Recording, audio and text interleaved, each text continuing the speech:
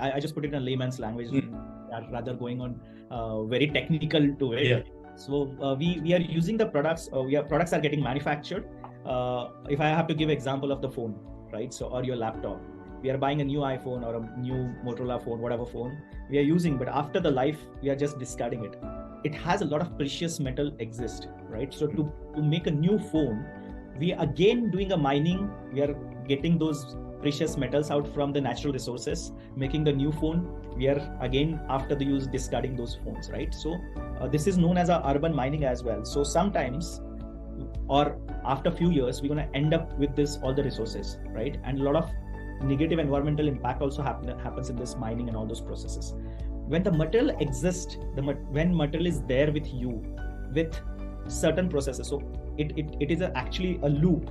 If you start planning this at the design level, when you're making the phone, when you work on the design and you make sure that, because we are all aware that after a certain time, this product is going to be end of use, right?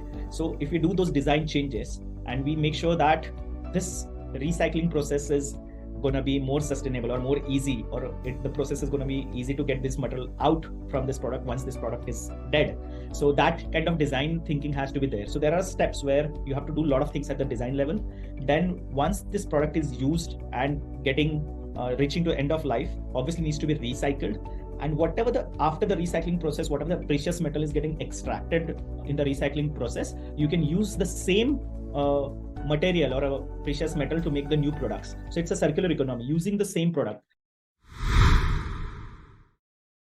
So what we are doing is we realize that there are a lot of innovations happened, the way you mentioned, the e-commerce, fintech, or a food delivery. So a lot of such innovation happened in the country, which was only related to pre-consumer usage, or till consumer it was there. You take whatever, if you're buying anything from the e-commerce, you buy a phone, you buy any material, but which packaging material is coming, everything, all the innovation pre-consumer has been done or has seen as a country. We realized there has to be something done for the post-consumer, like whatever the waste is getting generated through e-commerce platforms, retailers, or a food delivery. If you're ordering food also, it is coming into the packaging, it is coming into the plastic packaging. If you're ordering a phone, if you're buying a phone from retails, everything. But what happens once this material is used or products are used, the packaging is used?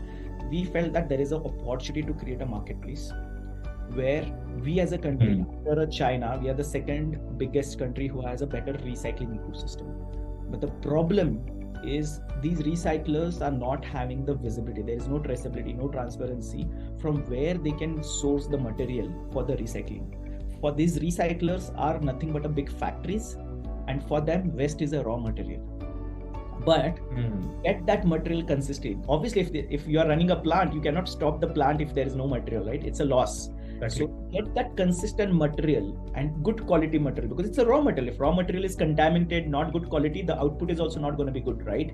So it was a major challenge in the country that after China, India as a country is second largest nation who's having good recycling ecosystem. But our recyclers, who are authorized by Central Pollution Control Board, who has all the proper infrastructure, all the compliance to do this recycling, they are not getting consistent supply because material sourcing or the supply ecosystem was broken, and it was informally driven. It was a cash economy, and this setup is a formal setup. So informal to formal was a big gap.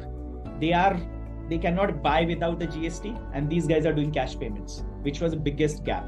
So that's where we came into the picture. We understood the pain points of the ecosystem, and we said we got these buyers on the platform, we got the sellers also on the platform, we created this ecosystem, and all these buyers started procuring the raw material, which is a plastic waste, paper waste, metal waste, old laptops, which is the IT assets, from our marketplace. They started sharing that what kind of capacities they need month on month, what kind of quality they need, and we started making sure that they get this consistent supply, whatever the location they are operating, with complete traceability, tracking. They know that it is as similar to as your food delivery thing, that you know your food is going to reach what is the estimated time of arrival, like in next 15 minutes. Similarly, they know now how many trucks going to reach to their plant, what is the quality of that material. We have created an ecosystem where we started formalizing these sellers which is kind of kabadi walas, bigger kabadi walas.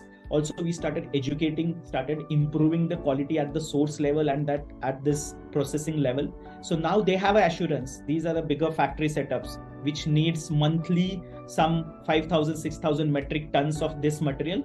They are like rest assured. There is no worry of quality, no any concerns related to invoicing, taxation.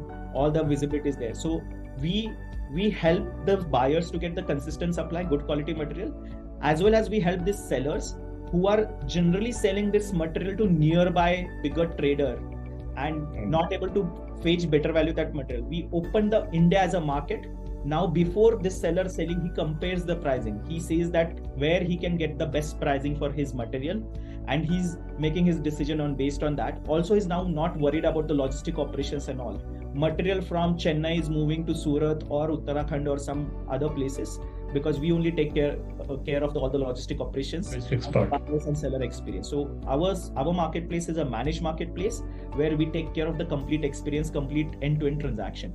So everything is happening. There is a technology at every layer.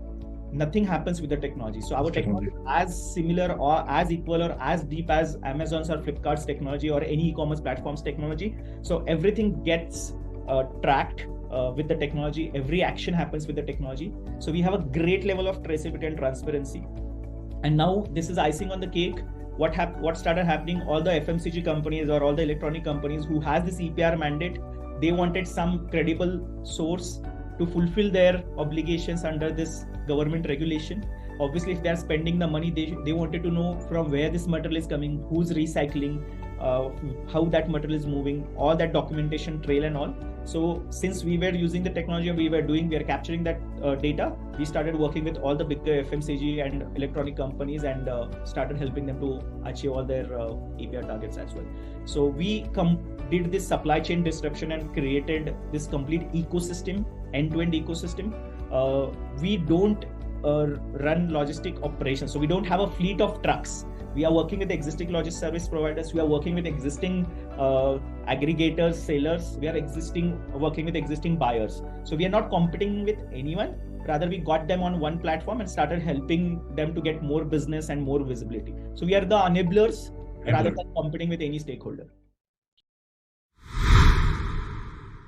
There is a good change from 2016 onwards, because in 2016, Government of India has launched Extended Producers Responsibility. It's a new regulation for e-waste, and in 2018 they introduced for the plastic. Under this regulation, the brands like whatever the electronic brands like Samsung, Apple, all these brands are responsible to make sure whatever products they have sold in the market, end of usage, they have to make sure that it gets recycled. So because of this government, which is a compliance requirement, brands are driving this initiative. And that is one of the trigger in our country. Recycling is getting formalized. Before 2016, it was a more informal industry because there was no any intention or any motivation for that formalization. But since it became a compliance, obviously Apple kind of brand cannot work with some recycler who's operating in Dharavi, Mumbai, right? So they have certain their own sustainability metrics, some own compliance requirements. So obviously that become a motivation for this recycling industry in the country, and that's where formalization started. I would like to mention this, like whatever demonetization has done to the fintech industry. After the demonetization, real acceptance of UPI has started. We have seen that, right? Even our vendor is accepting UPI now. So we feel, or we have seen the similar impact into the waste management or a circular economy space. And because of this EPR regulation in the country implemented, recycling formalization has started. And now at least we have some traceability, some visibility that in the country recycling is happening. It doesn't matter it is e-waste, plastic. Recently government has launched similar regulation for the tires and batteries as well. So that change is there in the country. Bigger problem, bigger opportunity. So it cannot be a bigger problem than the waste management or a sustainability. I can see. Second thing is, whatever so far the world has changed in last 2 years.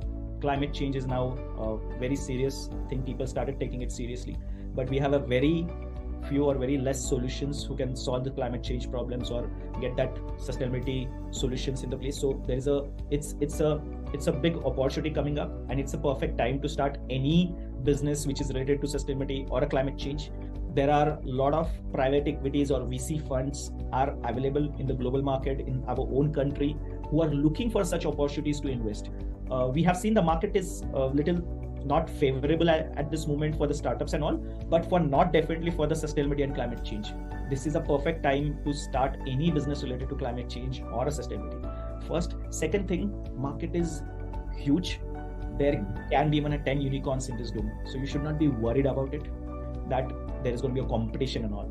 Once you hear or once you meet any individual who's working in the waste management, just go back. Maybe it will happen with you now also. You go back, you'll start looking at everywhere a waste. You will find even old phones at your home. So waste is everywhere. So there is a big opportunity but less solutions. So that is the second point. And third point is, I always say that to solve this problem, you need a new approach. I always, if you don't have any baggage, don't think that you have to work in the waste management industry for 10 years and 15 years or in a sustainability domain. And if you don't know domain, you'll not able to build a business. That's not true, because I'm not coming from a sustainability background, not from the waste management. Yes, yeah. I'm able to do it.